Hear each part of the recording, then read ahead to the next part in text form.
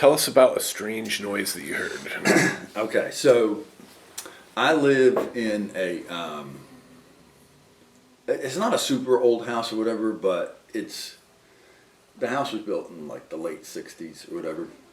It's a big farmhouse, but it was Welford and Pat Harris. They built the house, and they have all these neat things from different houses. So like I have beams in my den that are from the Celebrity Dairy, the old barn at Celebrity Dairy. So those are hand-hewn logs that are the beams in my den.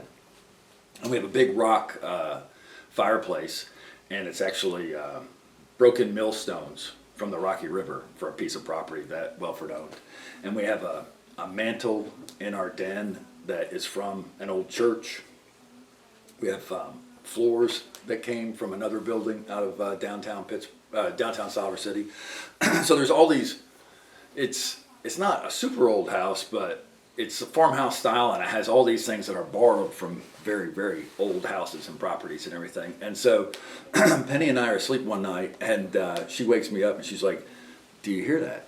And it's like this like little scratching sound or whatever. And I was like, "Yeah, I hear it." I go, "It's outside." She's like, "No, it's not outside. It's inside, and it's not scratching. It's gnawing." I'm like, "What are you talking about?" And everything. And so it's like like that and everything. And I was just like, "It's outside." But this was in the fall, and we have these two giant Cane Corso dogs, and they're pretty protective, and they like sleeping outside at night, especially in the fall when it's cooler. And so they're pretty protective of the house. And so I'm like, "Is something just outside?" She's like, "No, the dogs would go crazy if something's outside. It's inside the house." And so every time we like got up and said something, the noise would stop.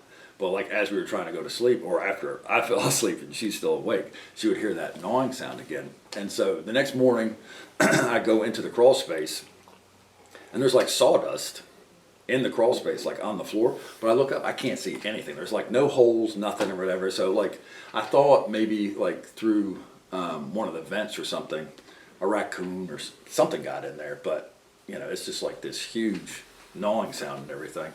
And so, of course, the next night we hear it again and can't figure it out. Next night we hear it again. I get up. I go, because it sounds like it's in the wall behind our bed and everything. I go around the corner into our foyer, and like you can hear it. It's like it is in the wall, and it's on making the scratching sound and everything. And Penny's just freaking out. So I get a sledgehammer and just start busting drywall. And the first piece of drywall I pull off, there is a snake skin about this wide. And I'm like, nah. Yeah. And so I keep on busting it and busting it and busting it. And we pull out a snake skin that has to be, it's dried, but it was like 3 or 4 inches wide and everything. And it has to be between 6 and 8 feet long. And we finally see a board, and it was just had a hole being gnawed in it and everything. We never saw the snake. It must have gone out the crawl space and never came back in the house again or whatever, but that's what was in the wall, that 8 to 10 foot black snake.